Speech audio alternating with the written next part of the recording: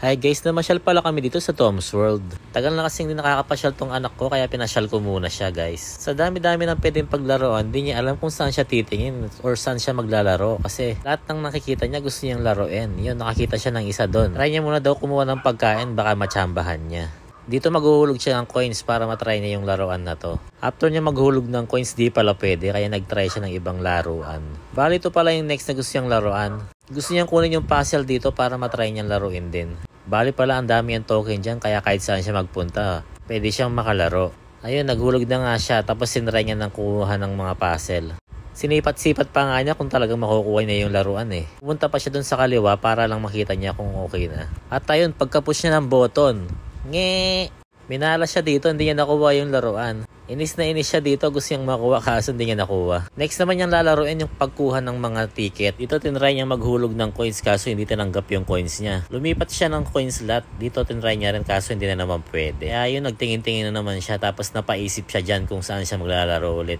No choice siya, binalikan niya ulit yung laruan na to. At nung sinubukan niya na is okay na siya. Ito pala gusto niya mag-ipon ng mga ticket para makakuha siya ng mga laruan na i-redeem sa mismong counter. Dito na siya nagtagal naglaro. Bali pa unti-unti nakakakuha na siya ng ticket. Kaya tinuloy niya na yung paglalaro dyan guys para makarami siya ng ticket. So dito makikita nyo naman is medyo nakarami na siya ng ticket. Tapos dito humingi ako ng token sa kanya. Binibigyan na ba naman ako? Isang piraso lang. So sabi ko sa kanya dagdagan niya ng marami para at least makapaglaro din ako. Hindi lang siya yung maglalaro. Bali dito pinaisa-isa niya pa yung mismong token. Kala ko isa lang ibibigay niya sa akin eh. Enjoy na enjoy sa kakalaro dyan guys. Kaya tuwan-tuwa pa, rock and roll pa daw. Padila-dila pa guys. Dito ako naman yung nagtry maglaro. Sabi niya sa akin ako muna magta-try para at least baka swertihin daw ako. So dito pagkahulog ng bola, sabay shoot dun sa mega game, diba guys? Swerte. Tuwang-tuwa siya dyan guys. After niyan nakarami siya ng ticket. Kaya gusto niya na daw ipapalit yung mga ticket niya. Ayun, kaya na-excite na siya magpapalit sa mismong counter. Dala-dala niya na yung mga ticket na nakuha niya guys. Excited na siya mabilang tong mga ticket na to kung ilang piraso ba nang nalalaman ng mga ticket na to. Dito nga guys, tuwang-tuwa siya. Pinapakita niya pa yung mga ticket niya sa akin, no? Dami-dami daw. Habang nakapila kami at naghihintay sa pila, ganito naman karami yung tao sa Tom's World. Ang dami nagpapapalit ng ticket din. Nakapila din sila. May naka 400 plus din pala siya na ticket. Sabi ko sa kanya, kunin niya na lang muna yung ticket or points para makarami siya. Pagbalik niya dito is marami na siya mariredeem sa mga counter. Dito pala nakakuha siya ng card. Bali itong card na to guys is free lang. Pag naka 300 pataas kayo na ticket, pwede kayo mag-request ng card para dyan maipon yung mga points nyo.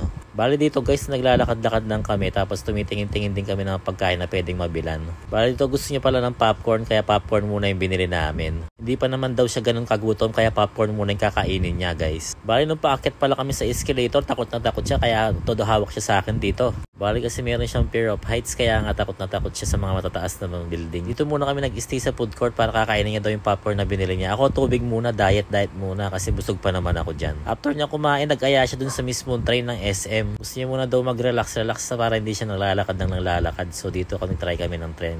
Bali nakaka-enjoy naman sumakay dito guys. Nakikita nyo siya dyan, payuko-yuko siya kasi pinapakinggan niya yung music sa mismong tren. Kasi habang umaanda rin meron siya music na pambata. Dito mahaba-haba rin yung inikutan ng tren. Kaya habang nakasakay yung bata, enjoy na enjoy siya, diba? Tuwang-tuwa guys. Pagkababa namin sa mismong tren yun, nagyaya na naman siya ng bibili na pagkain. Dito pala kami nagpunta sa Coco Milk Tea.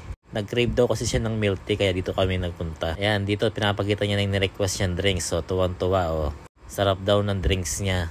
Siya lang naman yung binilang ko kasi hindi naman ako ganun kahilig sa Coco. Madalang na ako kumain nito. After namin sa Coco, mga ilang minutes lang, nagutom na naman tong bata na to. Pati ako napakain na rin, siomay. Bale, binili ko pala dyan yung merong chili. Sa kanya kasi walang chili, ayaw niya kasi ng maanghang. Tapos pinarisan na rin namin ng black gulaman. Napakalamig at saka napakasarap ng gulaman na to. Dito habang kinakain niya yung siomay niya, natutulala pa eh. Bale sa akin, naubos ka na yung siomay ko dito. Kita nyo naman dyan guys, wala nang laman yung chili. Kasi nung natikman niya yung chili, nalagay niya dun sa mismong siomay niya. Sarap na sarap siya, hindi naman ganun kaanghang yan guys. Mas lalong sumarap daw yung siomay niya after nang nilagyan ng chili. Habang kumakain kami ng siomay yan, ihintay namin yung mami niya. Nung dumating ng mami niya, yan, kumain na kami dito sa KFC kasi gutom na rin siya. Gusto niya na raw magkanin. 2 rice ba naman yung in-order niya kaya di namang halatang gutom na gutom ka boy. Tapos yung gravy dyan ginawa niyang sabaw kaya sarap na sarap siya sa pagkain niya. Ang lambot daw ng kanin kaya tuwang-tuwa siya. So guys, hanggang dito na lang. Follow, like, and share. Salamat!